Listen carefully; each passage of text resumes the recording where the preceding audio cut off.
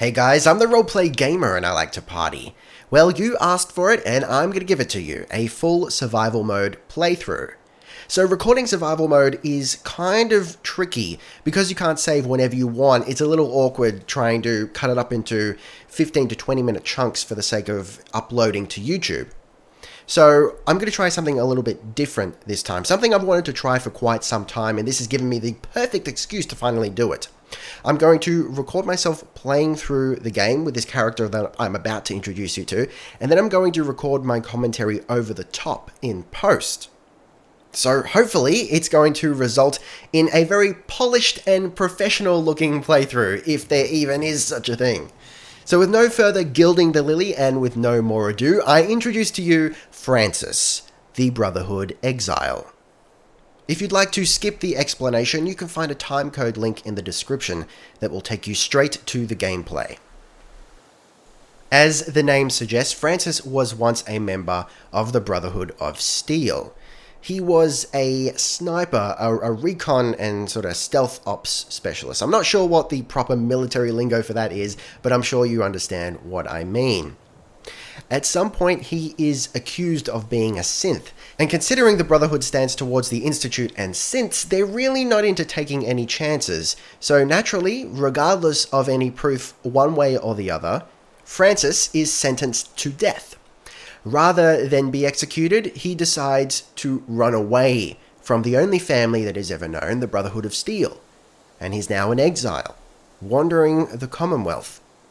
He stumbles upon this vault, Vault 111. Though it's locked, he can't get inside, but he does find an abandoned Pip-Boy around the arm of a poor, unfortunate vault dweller who got caught in the nuclear blast.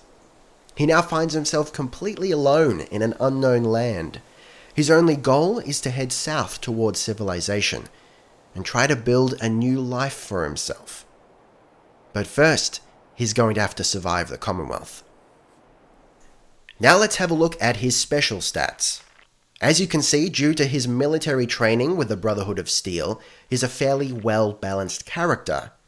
The exceptions, of course, being a specialization in perception and endurance. This is to reflect his skill with sniper rifles and in survival situations, as he's trained to work alone behind enemy lines. So of course, the gameplay here is going to center around shooty and sneaky. Now, onto survival mode.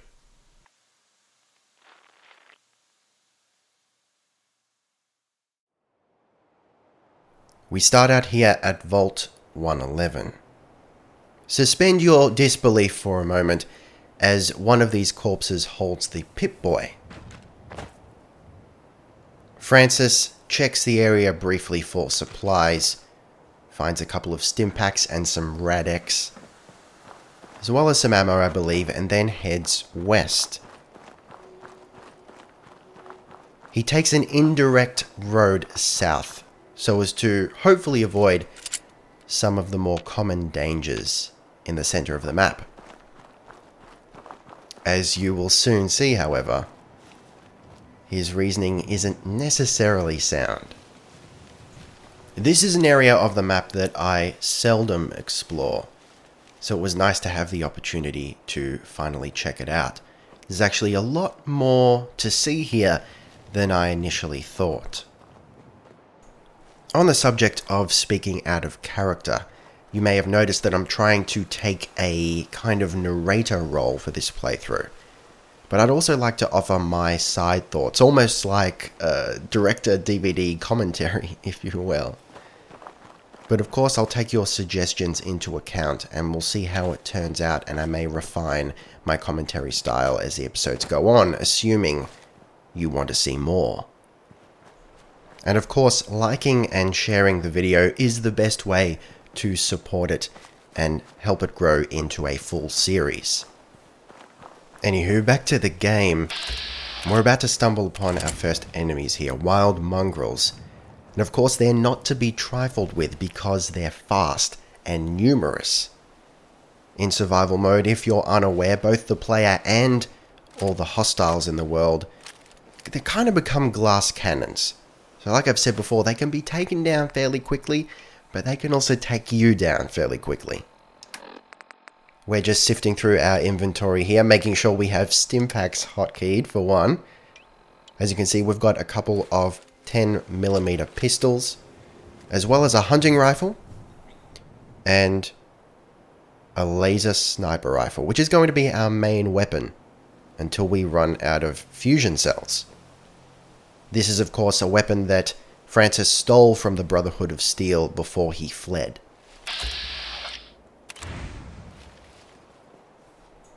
I was actually expecting raiders here, but instead we found a trader at what looks, well, at first I thought this could have been a settlement that I wasn't aware of, but no, it's just a terrible tease. There ends up being a very small farm here and a little shack.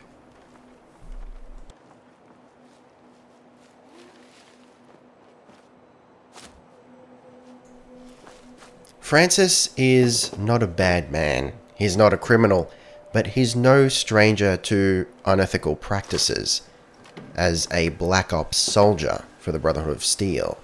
So of course he's got no qualms about breaking and entering for one, and stealing from this presumably innocent trader. It's all just a matter of survival.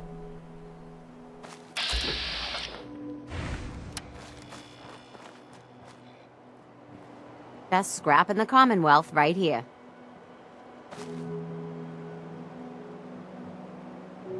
Hear anything lately? Not really. Let's get back to talking about all these great items I have for sale. Not now.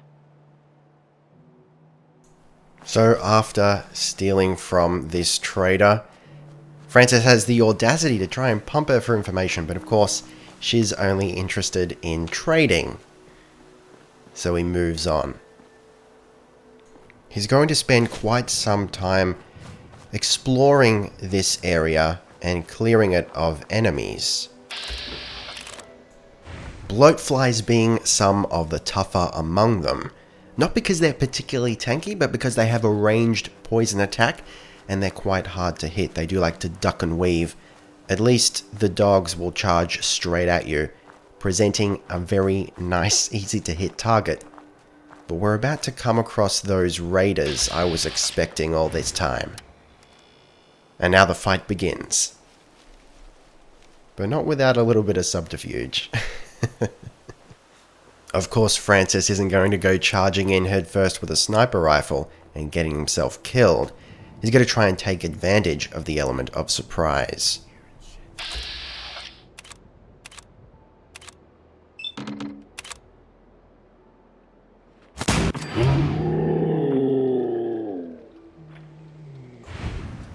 A very nice clean shot. But now he has to change position. Hopefully trying to regain that hidden status.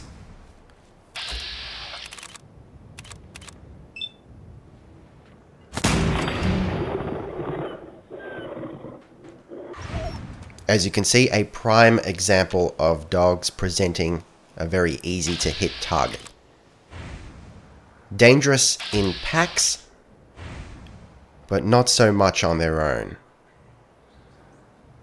Now he's kind of stuck between a rock and a hard place, or rather a pack of wild mongrels and a pack of raiders.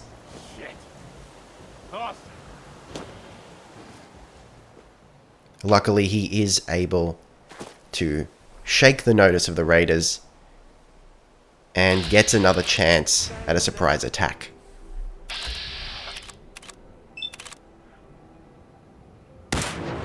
But even the best sometimes miss. He does get very good chances to hit in VATS, but they're not 100%.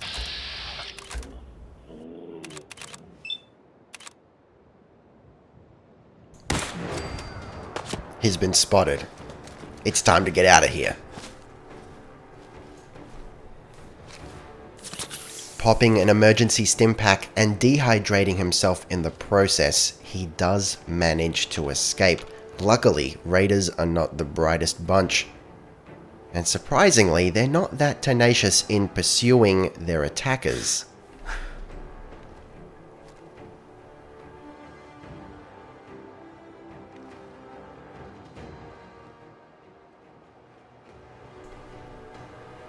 He returns to finish the job, but those raiders aren't the only hostiles that took notice of the gunfire.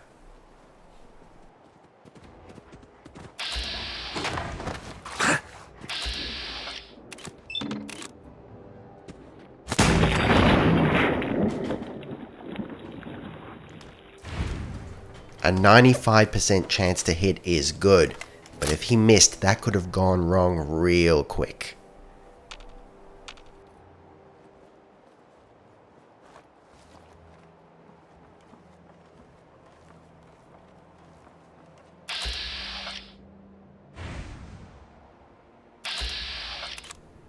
He locates the pack of wild mongrels, but decides against taking them out. If we come back to the game for a moment, Francis doesn't have a lot of action points and they don't regenerate super quick. So he's definitely better off at taking single shots and then running back to the shadows. He's not great in a full-on gunfight. Of course, killing raiders is thirsty work. So before he finishes them up, he has to take a nice cool drink of purified water. This playthrough brought to you by Wasteland Purified Water.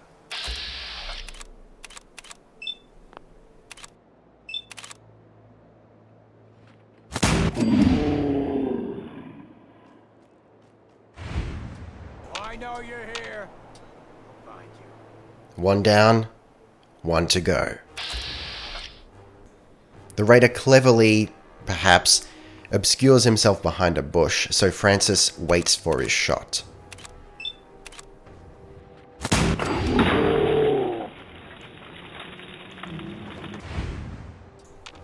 And that's the threat dealt with, for now. He's now able to explore the raider camp and pillage it for supplies. How ironic that the raiders have just been raided. So, in terms of equipment, as much as I'd like to stay as Brotherhood-esque as possible, considering that Francis is an exile, he probably doesn't want to be identified as a member of the Brotherhood. So he's going to be using whatever he can to disguise that fact. For the moment, he will be keeping the Brotherhood uniform just because, well, it's just so comfortable. But he's going to be covering it with whatever he can find, whether that's leather armor or raider armor. It's just a matter of whatever's going to get the job done better. You may hear a lot of dull clicking throughout this playthrough. That's because I'm being extra cautious and mashing the VATS button at any opportunity. I don't want to be surprised by enemies that I didn't previously see. I did do a half an hour test run of this character before I switched it over to survival. And previously in this area, I stumbled across a man in power armor that, after a little bit of research, I found was a member of the Atom Cats. Now, we can't make a beeline to the Atom Cats HQ, but in the back of my mind, it is something I might be interested in pursuing once we head southeast a little bit. On the one hand, I figure it's kind of familiar territory for Francis, considering that they're sort of devoted to power armor. If anyone's not aware, they're a gang that collects and uses power armor. So Francis might feel comfortable with them. Plus, there's also safety in numbers, and it's a place for him to settle down. He knows that he can't return to the Brotherhood. But playing devil's advocate with myself here, I also kind of figure maybe he's wary of having any connection at all to the Brotherhood, even if it's just through the Atom Cats, and their obviously unsanctioned use of power armor. So obviously Francis has found camping facilities here, now that he's cleared out the raiders, but there's still the potential threat of the wild mongrels. Of course, he doesn't want them sniffing around his camp in the middle of the night. So he's going to have to deal with them one way or another. The only problem is he seems to be having trouble getting a clean shot.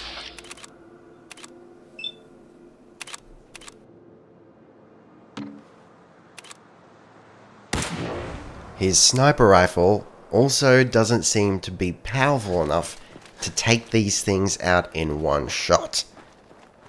Considering how fast they are, and the fact that he kinda needs VATS to dispatch them, and thus needs to wait for his action points to regenerate in the middle of combat, these things are quite dangerous.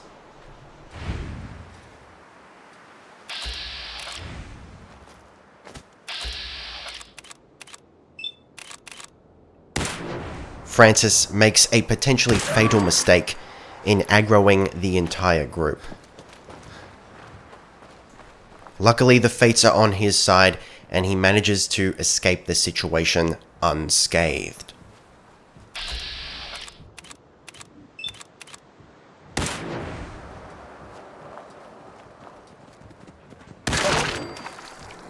His use of a sniper rifle just might have saved his life.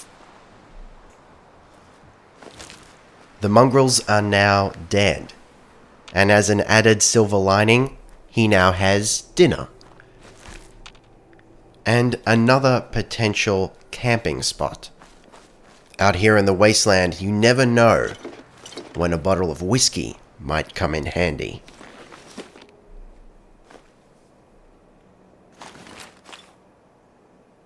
He loads up on supplies and spare armor pieces before continuing west to make sure the area is completely safe.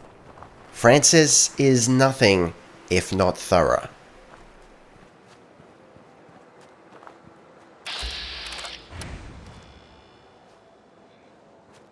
Satisfying himself that the only living thing west of his new campsite is the trader he encountered earlier, he starts to circle back for the night.